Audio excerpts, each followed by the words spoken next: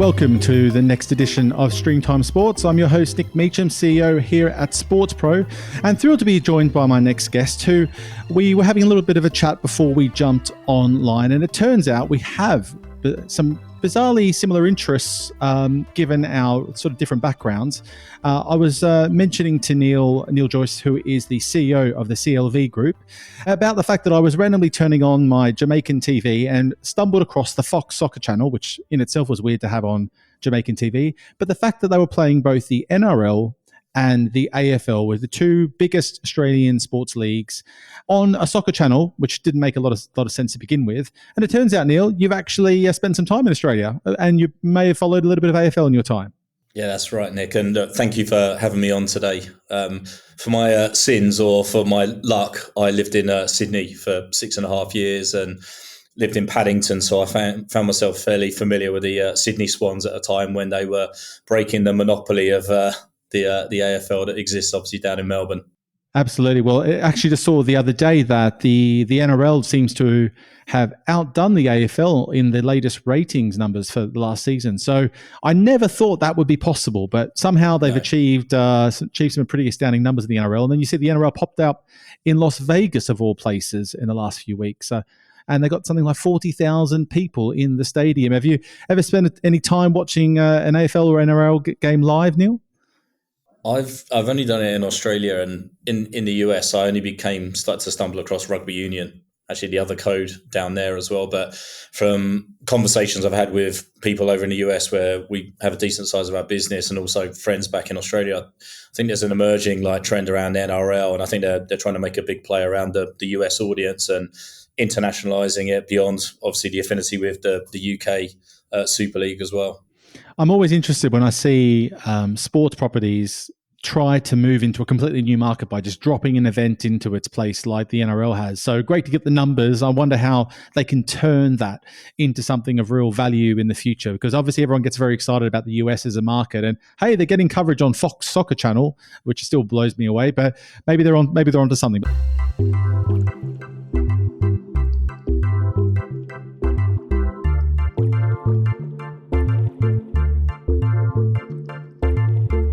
Sorry to interrupt your podcast, but if you haven't heard, we are heading to Manhattan for Sports Pro New York.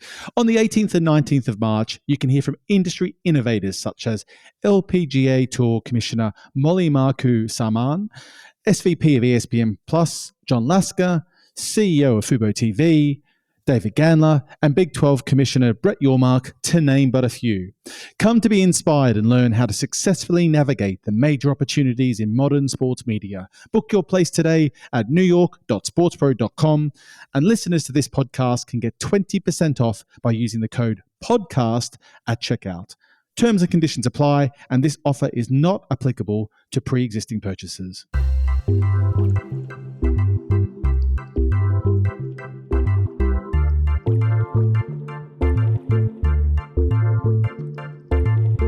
But look, we're not here to talk too much about the NRL and AFL today. We're here to talk a lot about going direct to consumer, talking about how football, particularly football teams, are approaching this opportunity as well as leagues. So Neil, let's talk a little bit more about you and indeed more about CLV Group. Who are you guys, and really what there's a lot to do in the name there. So just talk a bit about where the genesis of the name was and what you guys are focused on. Yeah, great question, Nick. And it's something we thought long and hard about when we set the company up. And my background was very heavy around big data organizations, big tech, whether that's marketing technology, advertising technology, worked with the big 5 consulting firms, big agency groups as well, and loved and really enjoyed doing all of that. But a question that was always coming to the fore all the time wasn't that, our tech will solve that for you, or our data can do those things for you, or our creative can allow you to do X, Y, and Z. It was really focusing on, how do you build that long-lasting connection and value out of the relationship you as a brand or a sports organization in this way has with its fandoms, audiences, followers, customers, however you want to describe them. And there was this huge gap that we saw in the market for an independent voice to start to kind of help businesses think about how they would transform, right? And customer lifetime value isn't a new concept. It's a metric, right? It's been long held. Has it been truly explored by organizations? Probably not. Some of the more mature industry verticals from a proposition and direct to consumer proposition, like financial services, all of the big banks or the big telcos have always had that direct relationship with you as a consumer and they work out how much money you spend every single year, what products you spend on, and they can work out the lifetime value because their products last for a longer time. Like a mortgage, how many mortgages do you have in a lifetime? Like, it's obviously increased over the last 15 to 20 years because you switch a little bit more, but you're not in the market for a mortgage every single year, right? Unless you've afforded the opportunity to go and buy a different house every year, right? But so other products and other verticals are different, and we really focus a lot around like the gaming vertical, the media vertical, entertainment, and then sport, where underpinning that connection is a passion product, and putting a value on what a customer or a fan would be in that vertical was different in terms of the complexity of being able to pull that together. But the underlying premise still maintained the same. So our mandate as a business was to use data, use all of our experience that we'd had through media and through technology and data companies to help to inform brands and sports organizations around like, what's the value of your customer, or what could be the value of your customer, not what's the value of a share like view, not worrying so much around like the cost per acquisition, right? That's the number one metric that everyone always talks around is what's my CPA to acquire that user? When really the question should be, look, is that CPA higher or lower against the value of what your customer or your fan or your audience is actually going to be worth? So, I mean, look, the whole idea and concept of customer lifetime value is something that I'm super interested in. As someone also who runs a media business and have launched subscription products and other revenue streams, and I get given metrics around customer lifetime value, and it sort of confuses me to begin with. And then I hear everyone across the industry talking about this, particularly now as we do go into this new era of going more direct, whether it's direct to consumer with a OTT product, but it could be selling all sorts of other services and solutions to them. It's arguably the number one aspect of how you can measure success when having a more complete view rather than just looking at the immediate transaction, I suppose, right? Could you just talk through in simple terms for those that aren't really familiar with customer lifetime value as a definition, perhaps? How would you define it in simple terms? Perhaps maybe through the sports lens, I suppose. You've given us a sense of it, but is there a simple way to define it as a metric that is how you filter that through the rest of the business? Yeah, absolutely. And you started off by mentioning like people look at things very transactionally, and like just looking at one product and your customer and how likely they are to buy another one of them over a 5-year period isn't probably the right way to look at lifetime value. You've got to look at the overall lifespan of a relationship you're going to have with a customer or of a fan. And you take a football fan who is a season ticket holder, for instance. The value of them over a longer period of time is going to be very, very different to somebody who lives in an international market. Right. So one is look at lifetime value through the lens of different types of customers or fans that you would have. It all comes down to like what's the revenue that you do generate from them over a period of time? What products make up the composition of that revenue? What life cycle do those products have? And then what time period? And then subtract that revenue from the costs that come into play on there.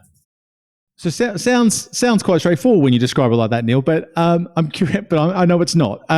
Talk us through. Before we're going to talk through a little bit more about the devil in the detail, perhaps. But one of the things that you've been able to uncover is that real value of the fan. Now, there is a bunch of different metrics. You've talked to a few already with regards to season ticket holders and those different persona types. How is there a playbook, or then to take it a little bit deeper as to what you would do to measure a value of a fan other than the key examples that you gave just now? Yeah, that whole one size fits all doesn't work, as you've mentioned, and I was talking about a little bit earlier on. I think like the North Star, without being too utopian here, would absolutely be a metric around fan lifetime value, or as we say, FLV. The shift into more of a direct to consumer area will definitely allow that to happen, but it's definitely at its infancy within sport at the moment. Right, there is a shift that's started to happen away from looking at the different lines of business being offered to fans and identifying different fans and the predictiveness of them to those products as well. That's like very much like where a lot of the sports organizations are as an industry right now. That's just the maturity of the industry and looking to be D2C versus other more mature D2C businesses. And given the fact that they can't realistically look at lifetime value other than a season ticket holder, we would start to break it down into different areas. And it's not massively different from like traditional loyalty-based programs or traditional customer lifecycle marketing, where, for instance, the metric that we would probably look at if we were looking at season ticket holders would be the Net Promoter Score, or NPS, as it's referred to, because they're the loyalists. And the performance on the pitch of your favorite team, if you're a season ticket holder, certainly emotionally has an impact on you, but you keep coming back every single year. Like you're absolutely passionate, you're dyed in the wool, you're not going to go anywhere, but the club should be thinking about strategies to improve your Net Promoter Score, right? Your overall satisfaction, which is why a lot of the big Premier League teams have invested heavily in fan engagement functions. So fan engagement functions that are very operationally focused around that match day fan and that loyal fan, which was the view of, one, capturing their sentiment, but two, trying to improve the NPS against those fans on those areas that way. The next layer down that we would talk to on here would be, for instance, a casual fan. You may go to watch your favourite football club anywhere between 5 and 10 times per season. The real tactics that you're trying to shift there is increase share of wallet, an additional purchase, increase the transaction value of that fan, and improve the overall value that fan's giving to you. So very similar to what a lot of big retail organisations have done in that area. Another interesting one there is one of the conundrums that lots of the Premier League teams have right now is they don't own the live rights to the games, right? And we all know that because we all tune into Sky or, your example, Fox Sports on that area there. But what can they do to drive like more of that content proposition? So they have the ability to sell the rights to live games for pre-season. So all the Premier League teams see quite a big spike in fans, whether they're local fans or global fans, that are subscribing more to the app or to their TV channels or relative content subscription packages. But they see a massive level of churn that happens like within 60 to 90 days of those tour games finishing, because they've acquired those fans or converted those fans on a content proposition, but they aren't able to then elongate that relationship and look at the lifetime value and what life cycle marketing programs they should put in place. So a lot of the data that we've worked with clubs in other clubs and industries on right now is around how do you reduce churn? What are the signals for it? What are the fan formulas you can put in place to actually reduce that churn? So you're getting a lot more stickiness and predictability out of that kind of fan base that's been brought on board through content propositions there. So they're the main things there. And then one of the other metrics that a lot are looking at is looking realistically into, if they're going to acquire fans, like how do they reduce the cost per acquisition, or how do they look at cost per acquisition through a traditional media lens, when what we would be advocating quite heavily to the football clubs would be, look at the value of new audiences that you want to bring on board. So we know full well that if I was a CMO of a football club right now, I would be going, well, I want to divert a lot of my budget to go and bring in fans that are under the age of 18. They're the fans that maybe have an affinity for my club, but haven't decided yet. And like the US is a huge example of 40% plus of US soccer fans haven't chosen a side. And when you look at that, out of a population of 90 million US soccer fans, you've got quite a few fans to go after in that area there. So looking at the value of different audiences, so Gen Z, younger audiences who are very focused on like the gaming vertical, and also looking at the demographic side and focusing a lot more into female audiences. Like the growth in women's football is obviously well documented from sponsorship and rights and all those things, but it's also like the wider value that women in sport can actually contribute as consumers. And that's where I think the next wave of monetization programs have come in. So it's, what are the audiences that I don't have today? How valuable could they be? And how much should I be paying to acquire them or to convert that affinity that they have with my club? Not hey, this is the traditional football fan, and we build lookalike models and retarget everyone across the whole of the internet, and we put ads on social media because they look like the fans on our database. There is a reason that those fans are not on your database already today. They do not look like the people that are already fans. So think differently around these strategies, and also start with the value in mind, and then try and apply more of a life cycle marketing and a lifetime value approach to that.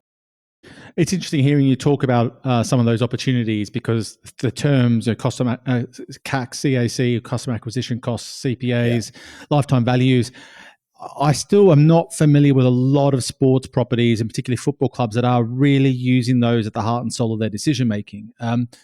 One of the things that, Neil, that we've talked about before jumping on this is that you believe, your theory and your approach is that direct to consumer can truly be a really powerful fourth revenue stream for clubs and teams within various sports, but especially within the football market.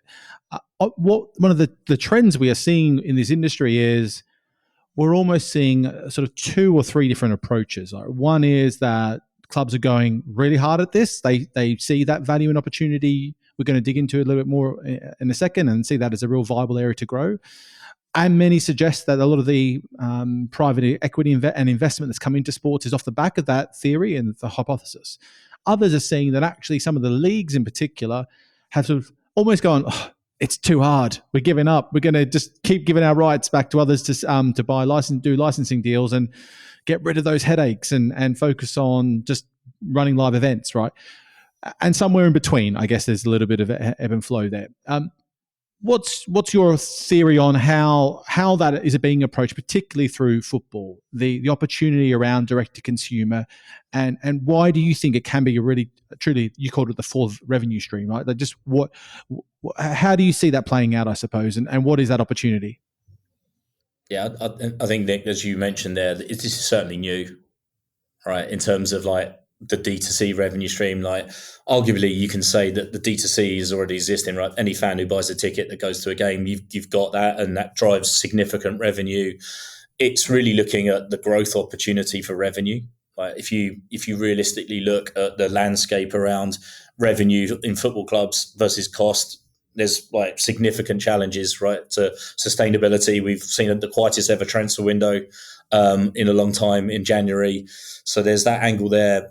The other piece on it is, how do you drive revenue out of people that are never physically going to go to your stadium? And you either make that decision that it's not important and you're not going to do it. You better have a different alternative answer to your revenue if that's the case.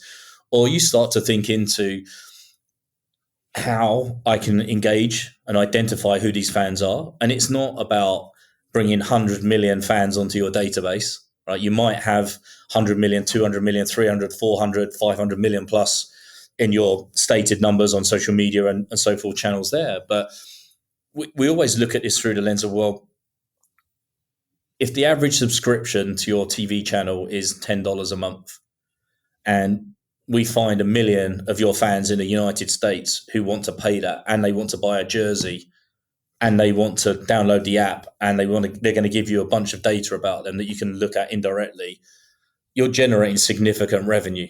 Like 1 million fans spending $120 a year. That's revenue that none of these clubs are making in their own right at that level right now. Even if you think you then get 100,000 that you bring onto your database that have an affinity for your club, like that revenue opportunity is huge. I don't think there's any Premier League club that wouldn't want another 12 million of revenue. I spoke at an event where someone was challenging me around one of the largest Spanish clubs, and we'd done some analysis around the market size for them, and there's 120 million of euros of revenue opportunity for them. And someone asked me, like, well, is that going to be enough for them? And I'm like, okay, this club probably has less than $1 billion of revenue, and I'm going to give them another 10% growth. Anyone who runs a business knows that if you can get 10% of revenue growth anywhere, you would jump on that every chance you can. I think people get too sort of almost blown away by the numbers sometimes when they hear about all the transfer deals and start going, well, nothing matters, right? Because it all comes down to one thing, and it's those transfers and the salaries and just media rights revenue, and that's it. But it's so much more complicated than that, right? It is complicated, and look, as I said, look, this is new for sure, and like clubs are testing, right? They're at that testing phase of these propositions. And I think, honestly, that's the right thing for them to do.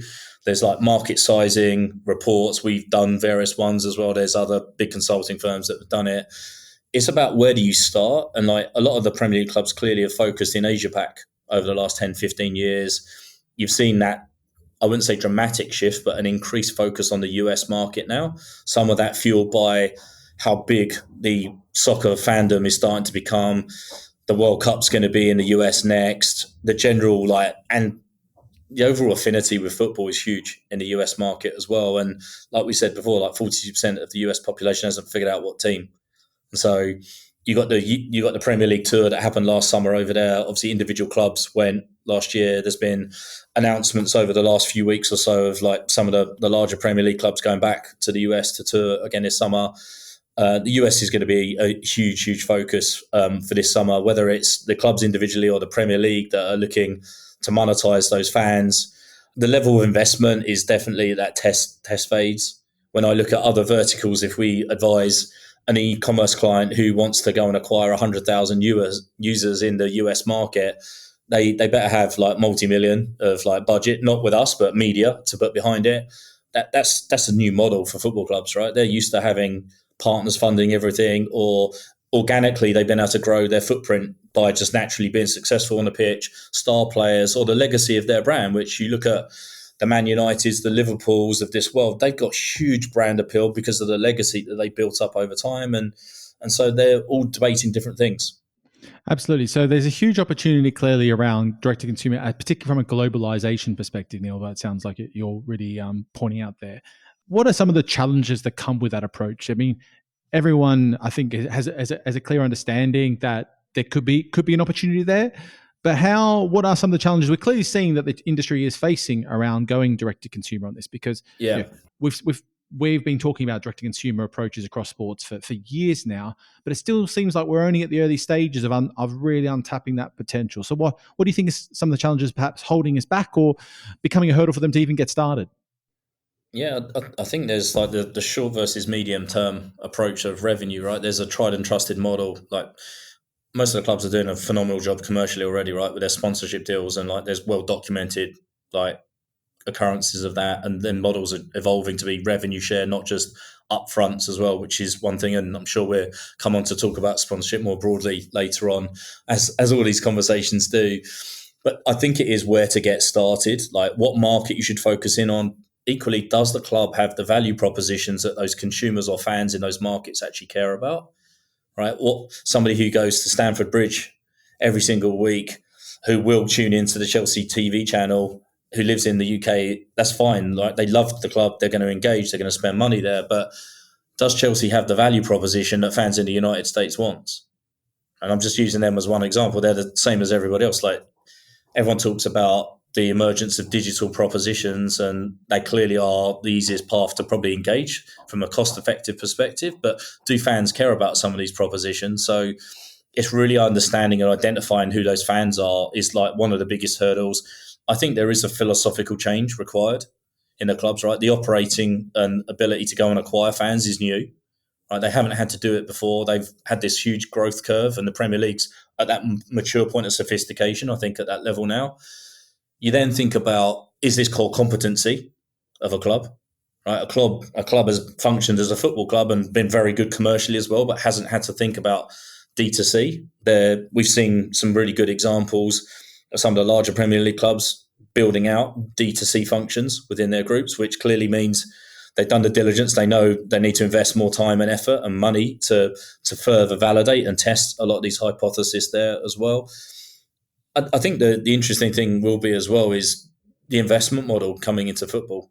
Like you've talked about some of the private equity companies coming in, VC money, multi-club ownership models, all these kind of things. They're coming at it from more of a traditional like business approach, not just football and an entertainment proposition. They know how to monetize not just the brand and the asset, but they know how to monetize consumers. And that's scary in some level if you're a match day season ticket holder who monetization is a dirty word, if we're really honest, right? But it probably won't be a dirty word if your season ticket price doesn't increase, but actually gets a discount or you get a free game because your fans in the US or in Japan, for instance, right now, are generating 120 million of revenue a year that the club can reinvest back to you. So there's a bigger strategy and transformation required. Is probably the short answer to the long reasons I just gave you there.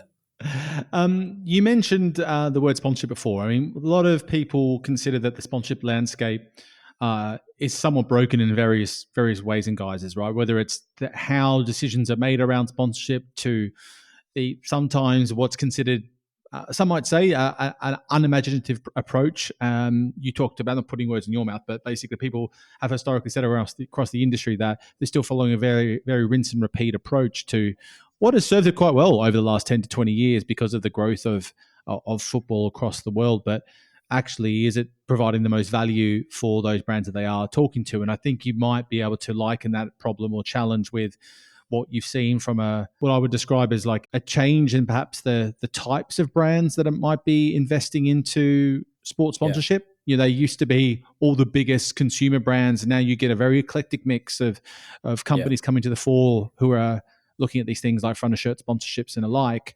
What's your view on the sponsorship landscape, and how does taking a direct to consumer approach really filter into building out more opportunity in the sponsorship sector? Yeah, let's start with I guess the lay of the land in sponsorship, and then I'll give you a point of view around where I think D2C can impact that in a really positive way as well. So I think you said quite rightly there that sponsorship's very mature in terms of like a proposition aligning with branded awareness. If you're a brand who wants to reach a certain degree of eyeballs, wants to get a proposition out there, then that sponsorship and sponsoring a Premier League or a team or the league or whatever is like still a very good place to start from a brand and an awareness standpoint on there.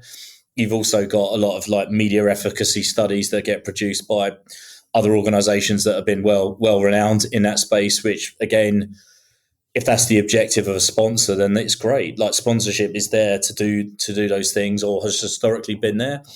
I think what you're seeing right now is you're saying these very niche kind of industry verticals, and fintech is very, very well out there. Gambling was until some regulation around sponsorship, again, where highly competitive market where everybody's fighting for acquiring users and brand awareness along with their TV and paid efforts is combining pretty neatly in that space. And look, that kind of funnel around those pool of sponsors to go after in that area is getting smaller and smaller as we go through time. So the challenge in that area is like, well, how do you almost create sponsorship 2.0, right? And there's a couple of ways that you can look at doing it is like, how do you ultimately equate ROI back to a brand that is very much a direct response marketer, where it is all about response rate and conversion rate. And ultimately, if I sponsor you, or if I pay 20 million with you as a front of shirt sponsor versus putting that in advertising, what's going to generate more sales, right? And that's a measurement debate that happens all over the place. That's not just sponsorship anyway. But if I was like an airline company, for instance, and if I'm not one that sponsored a stadium or has been heavily like trying to grow their brand awareness in the last 15 to 20 years. And obviously Emirates and Etihad have done that amazingly with Arsenal and Man City. I would be saying, well, if I sponsor your club and I'm British Airways, and let's use that as an example, how many seats on my planes am I going to sell? And am I going to go after the business customer if I sponsor your club, or if I have naming rights? And they've done that with the rugby, right? For a good reason, because they know it's their profile, their demographic. But how do I generate more sales by sponsoring your club? And that's a question that more sophisticated brands will ask, right? The CFO in these brands is pushing on the CMO. Right? This CMO is more accountable than ever because data is available.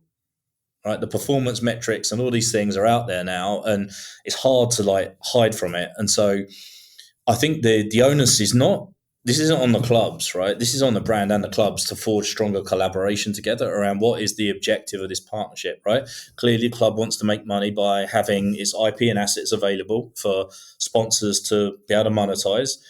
But like the clubs are sitting on these huge fan bases.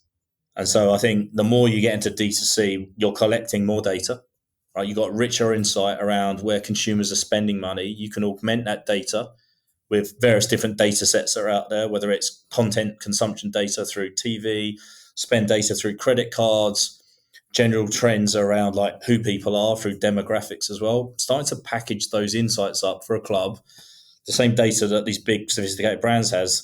There's an easier way to understand the true value on it. The sticking point on it is the clubs know the value of the asset, right? And they've been able to monetize it supremely well, and like they should, and will continue to do it. It's just the more mature brands out there that are in industry verticals who want to drive incrementality through these investments, they're going to be asking for those levels of insight. So the onus is on both to take a shared view of a real partnership, not just the brand awareness. Brand awareness will continue the way it is, and I think they're wise investments, the way that they keep doing those things in sport. But if you're looking at more of an out-and-out ROI, where it's about how many more sales, how many more tickets, do I increase the value of my relationship with my existing customer because I'm bringing this new partner in? So we're seeing like a big convergence through like video gaming, sport, and music, where it's not just about the out and out sponsorship or rights deal that you're doing. It's more like actually with the two parties together, we're increasing the value for the consumer, which leads more to lifetime value for the club and to the sponsor. And so that evolvement is what we're believing will start to happen. But like there's a huge as is around brand awareness as well. So it's trying to find a balance between both of those things, which I think is critical to like make sponsorship evolve to a different type of model. Yeah, absolutely. Still feels like there is a lot of opportunity around that space to evolve and mature and align better with what those brands are needing to get to measure a lot alongside what they're measuring their other activities along. I think that's always been a bit of an issue. Let's take things a bit further now and talk about any other trends you're seeing, Neil, across the industry. I mean, and who are you seeing? Is there anyone particular that stands out that is really doing direct to consumer well on the football front in particular? Yeah, I mean, there's some well documented cases, less around just pure football, but sports apparel businesses that are clearly heavy into retail. And Nike's well documented around their kind of like 15-year shift that they had, where I think the stat was something like in 2011 they had 84% of all their sales were indirect. So only 16% was coming from direct, and they're now generating 43% of all their sales directly. Right? They've made the commitment around the business model and the investment to change all of that around. They also have this huge brand, right? Everyone kind of knows Nike. They've done that piece around. So getting people to come directly to a website to buy direct isn't probably the big leap in that area. Whereas buying Real Madrid product, if you live in a foreign market or a product that isn't relevant to you, is like the challenge that they have to overcome in those areas right now. I think one of the examples actually in football that we have seen, and I am going to caveat this a little bit, and apologies if I offend them, but I think PSG have done a really, really good job in going direct to fan, right? They thought very, very creatively around the packaging up and alignment with Nike, having the Air Jordan logo on them. They've capitalized on Paris being a fashion capital of the world. They had like arguably three new age Galacticos in Mbappe, Neymar, and Messi that have hugely impacted the global reach that they get through that. And they put a really creative proposition. They've executed from a traditional retailer, right? They have retail stores in some of the largest countries in the world. You go to New York, you walk down the street and you're seeing the PSG store. You would have never imagined that even 5 years ago, right? So I think they've realised there's a creative proposition. I'm interested to see and get into the data, which I'm definitely going to have a look on our side at doing, is like what happens 12 months down the line? Are they able to sustain it? Is that fan in the US more aligned with the glamour of Paris, the Air Jordan logo, and those particular players? Or a PSG actually put some lifetime value propositions in place to say, look, we brought you in and create that affinity. We've captured you, your share of wallet, you're spending. What's that life cycle marketing program to keep those fans coming? Or is it contingent upon those three parts that we discussed there around the brand, around Paris, Nike, Air Jordan, and Messi, for argument's sake? I'd be fascinated to see what happens with Inter Miami if they can do similar things. And the Inter Miami jersey sold out on Adidas and also through Inter Miami store and the MLS store. So it tells you there's huge demand for direct there as well. Absolutely. I mean, interesting you brought up the Nike example. I don't know if this is out of place, Neil, but just the the thing that jumps to mind at the moment is what we've heard, a bit more topical, but around what Barcelona's threatening or suggesting they're going to do around going direct themselves and create their own brand and own proposition. Do you think that fits along the lines of what we've discussed just now? Do you think that is an approach that is a viable one, or do you think perhaps there's a lot more to be worked out, there's a lot more devil in the detail, of course, but do you think that's something that they should be seriously considering, is going direct with their own brand of apparel? I think that you've seen examples, not just at Barcelona, but like many of the clubs are trying to create lifestyle brands, right? They're traditional lifestyle brands that your Adidas's have done. You look at some really like good propositions that have come out to market recently. You look at LeBron James with the customization of the Nike Airs, and he's also affiliated with Liverpool. They've done some like really good stuff there. Again, like the real answer to this, Nick, is like, are you looking at a mass market proposition, or are you looking at niche audiences that you want to put specific propositions in front of? So I think like the LeBron, Nike and Liverpool example is great, but like how many people actually bought the product versus having brand awareness of what that's going to be. So I'm sure like Barcelona, to your example, they're doing a lot of heavy due diligence on it. I think it comes down to like what players they have and their marketability as much as the brand and the allure of Barcelona. I think there's other brands that you look at there. I'd like AC Milan would be one that would be interesting to follow if they wanted to do it again. Huge fashion capital on there. Haven't been as successful and as prominent on the pitch, like European wise, versus their own league as they were in like the late 80s, early 90s and so forth on that area. But I think there isn't a one size fits all. There is no silver bullet to doing this. It's like, well, what revenue opportunities do you believe there is going to be? What propositions do you think you need to have, whether you have them yourself, whether you do that with partners, and like what audiences want? So this has to start with being fan centric. Like, what do your existing fans want, and do you have propositions and demand for it? Equally, what do fans in other markets, or as we call them, followers or affinityists, have with you? Like, how do you get them on that journey with you? And it's not a short-term play with the international fans. So it could be you've got to go after, like, I look at like link ups with football clubs and people like Roblox, for instance. And my son's like nearly 10 years old, and he's showing me the jersey of his beloved football club that was released in 1993-94 season for that club to wear, which he was never born. And he knows about it because I showed him a picture of me wearing their jersey, and he was like, I can get that in Roblox. So it's like thinking about those audiences, where they are, and what those propositions and collaborations need to look like. Absolutely. So thinking, you've mentioned it a few times, but just a question that comes to mind when you're talking a lot about brand, right? You're talking about the clubs and the brands that we've discussed. A lot of them come with their own culture, their own heritage, etc.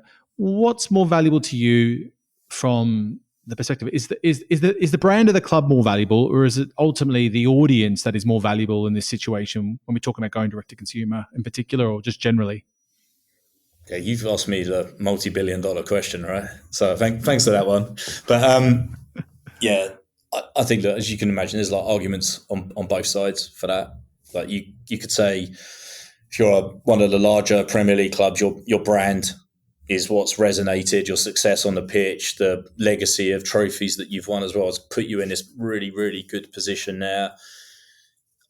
I personally think that without the brand, there isn't the audience or the club, right? Without the club, you don't have the audience, and like the club owns that real, like the fans are the heartbeat and the soundtrack, and the product is not necessarily owned by the club, right? The game isn't owned by the club, but the production of it and the players on the pitch are theirs. So you've got this unique situation. I think brand value is massively different depending upon what type of sport you're in, and also the maturity of that league. You look at how well the UFC's done.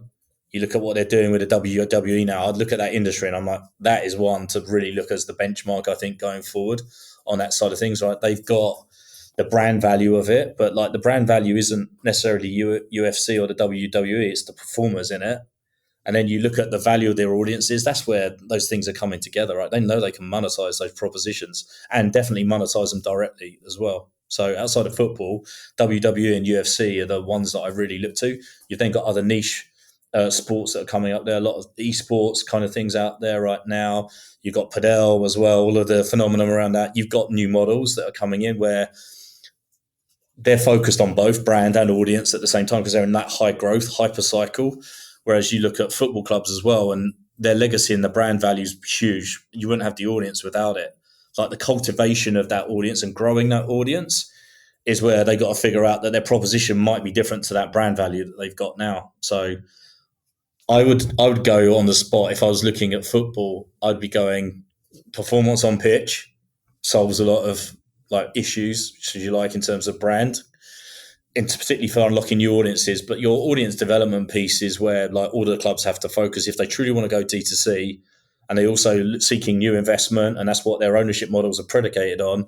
Then there's a really strong argument that they bought the club for the brand value and the asset of it, but they've paid the premiums on it for the monetization of that audience and putting money into developing that as well.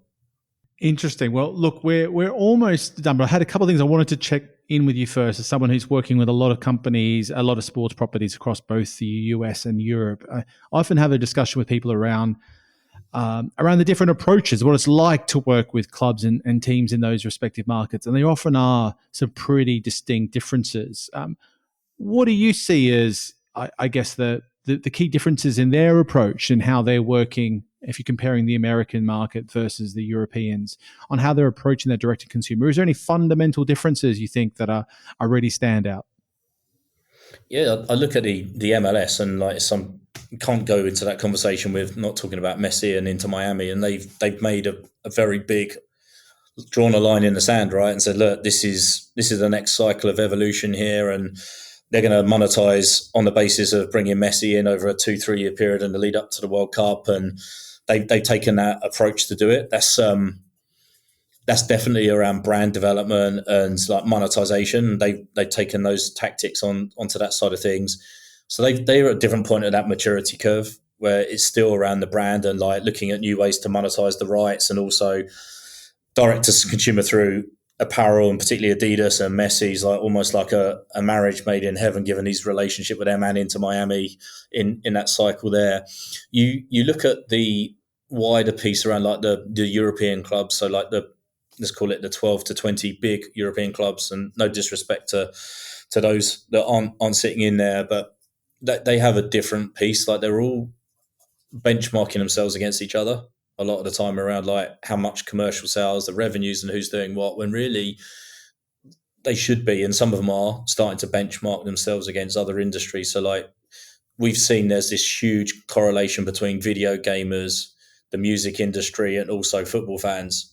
And like video gamers and that industry has been predicated on passion as the product that binds and gets people engaged on it. And their business model is really, really interesting. And you could argue some of the football clubs have done that traditionally, and they need to reapply it where like that product that you're selling or experience that you're selling is all about engagement and community, right? And building that strong level of affinity first.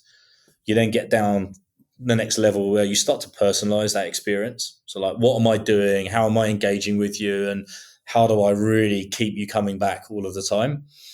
And monetization comes at the bottom, right? If you do 1 and 2 really well, monetization typically will take care of itself. And I think it goes back to what we were talking about earlier, that whilst I'm sure everyone would love a silver bullet, there has to be some level of commitment and time put behind transforming these business models into D2C. But there are blueprints to follow. Like we've worked really heavily for the last 10 years in like video gaming, done a ton of work in gambling where they moved from being acquiring customers to lifetime value. And it's like, what are the things that they're not doing today that they care about? How do you find them? How do you engage with them? But it's got to start with a value equation up top that isn't just transactional. And I think they follow that path on the international monetization front. It will work for the clubs that way.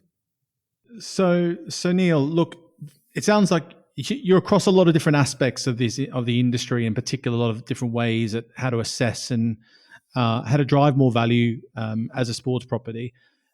Just give us a sense of what's a typical, I guess, relationship for you or a situation work out and look like, Neil? Are you, when you go into a club or a team and you're working with them on this stuff, what are some of the key steps or approach that you do to, I guess, getting started in that environment to make sure you're across what needs to be done and I guess advising them on the right approach? Yeah, I mean, look, we've spent a couple of years trying to work to figure out like a model that's going to work for everybody in that era. Because as we said, this is new, and we've got experiences of doing this in other industries. I think it really comes down to like, one, we know like what the financial gain could be, because of all of the work that we've done previously in the background to size the prize for these clubs. It's figuring out what market to go after within there as well. And then it's starting to put a test plan together. So going in with a 50-page PowerPoint deck around like an audit that we found that, oh, your state of readiness to do XYZ isn't there. You need more technology. You need to outsource XYZ. That's fine. And clearly we can do that if we wanted to. But I think it's putting pragmatic steps around, like, say, for instance, this summer, the US tours are going to come up again for the Premier League clubs. It's like, well, what's your objective, right? You want to sell tickets to games, right? You've got that, right? I don't think you really need me to help you do it, right? You've got loads of teams and partners that do that. Great. The objective is X. Is that going to deliver every return you want? Maybe, maybe not. How many jerseys do you need to sell when your kit launches that's going to coincide with the tour? Great.